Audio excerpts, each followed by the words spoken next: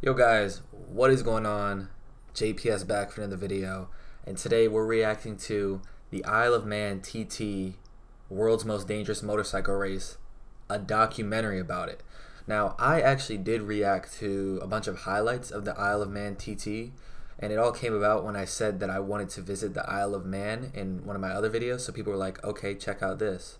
So I checked out, the highlights of the races, and a lot of people were unhappy with that reaction. People were saying I talked over the video because I was trying to figure out, what the whole thing was about, how many deaths there are, how it all came about while I was watching it, and people were unhappy about that.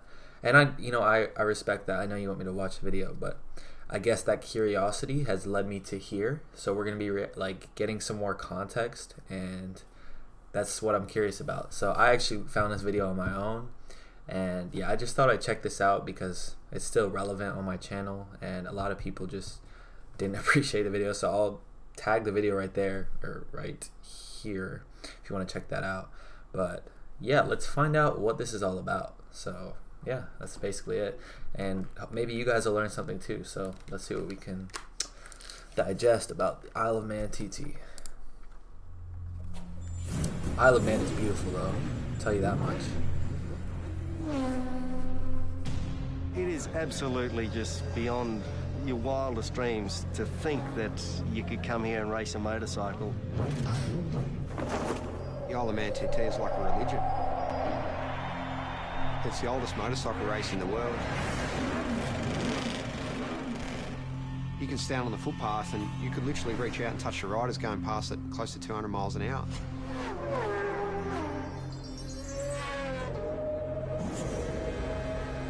The houses are passing you so quick, sometimes it feels like you're inside a video game. Seriously.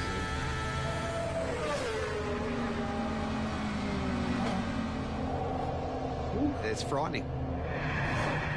It's damn dangerous and it stresses me out.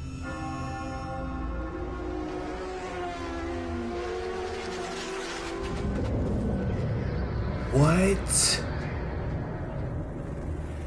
No. Unless I'm very much mistaken, Mark, this is They really just showed that footage? How's this?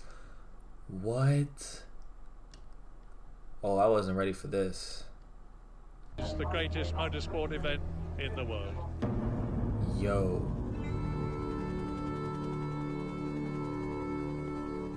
Between Ireland and Britain in the Irish Sea sits the Isle of Man. A sleepy tax haven for most of the year.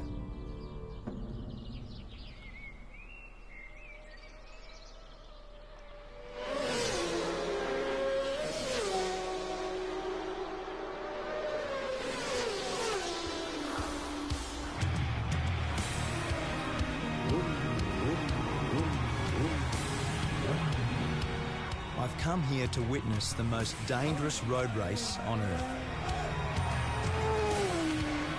It's about 200 kilometres an hour, straight at the front here. Absolute lunacy. I want to find out what drives these riders to test themselves and their machines in a brutal event called the TT, the Tourist Trophy. There's a lot to get right and a lot that can go wrong, so it is part sprint race, part endurance race, and it's a time trial, so it's so unique. Peter Brock used to say that great racetracks have got consequences. The Isle of Man TT is the ultimate road course. It's the fastest, wildest, and most dangerous racetrack I've ever seen. And for the riders that compete here, there is absolutely no room for error.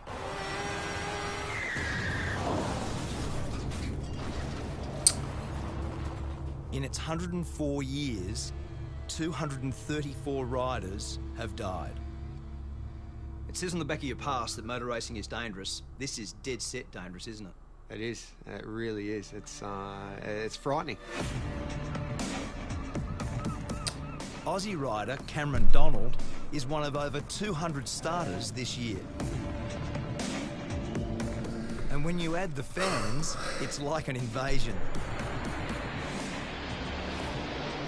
With Cameron is his girlfriend Karen, herself a keen motorcyclist. They've been planning for the race all year.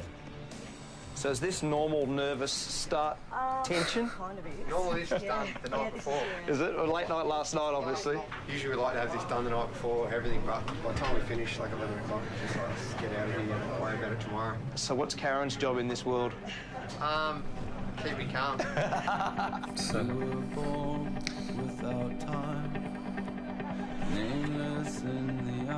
I don't think, like in the last video, I realized how dangerous it was. That's one thing I will say.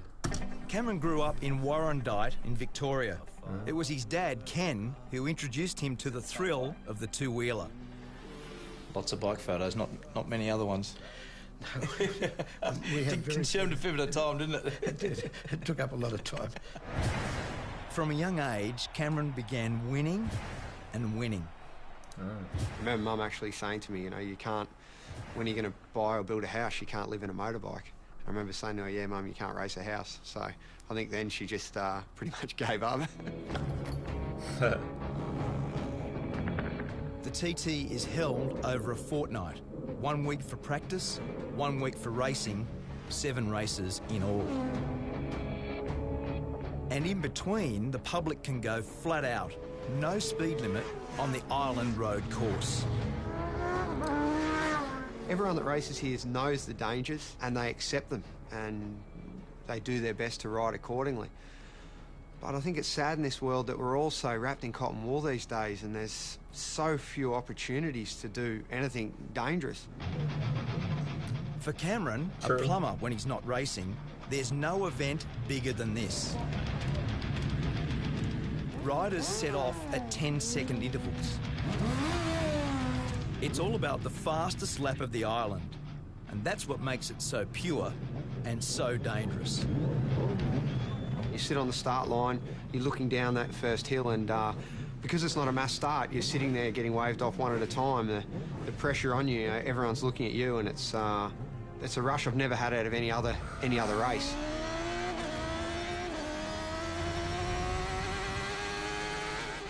There's just so few events in the world where we can do such a thing, you know, where you can close off a road and race a motorbike around it. It's such a beautiful thing. Jeez. 61 kilometres of public roads. Over 200 corners to be negotiated. Top speed, 330 kilometres an hour. This isn't a track. This is a country road. Like, let's not get this wrong. And it's fast. My friend and 5-times world champion Mick Doohan has come here for the first time. Sort of madness, you know. He's not racing, but on the parade lap, he got a taste of what it's like. First reaction. As soon as you saw the place, looked around, what was your first reaction? Yeah, I didn't need to come here to have that reaction. It's just, you know, as I say, it really, you know, it is absolutely just beyond your wildest dreams to think that you could come here and race a motorcycle. The race has always had its critics, but from the start, its danger was its attraction. Back then, racing was banned in England, and the island was the only place where there were no speed limits. The TT was born. The voice of motorsport, Murray Walker. You've got a great history here, haven't you? You've been how many years? First of all, let me say it's great to see a great Australian at a great race. To answer your question, Mark, I first came here in 1925. I was born in 1923. My father won here. I don't know how many times I've been here. Many, many, many times. In his 88 years, Murray Walker has seen some very good riders. And impressing him this year is our Aussie rider, Cameron. He's got a good bike, he's got some good backing, and he's still got the most important race of the week to come. So maybe, hopefully, he'll get it done. Each time Cameron sets out is an exercise in courage.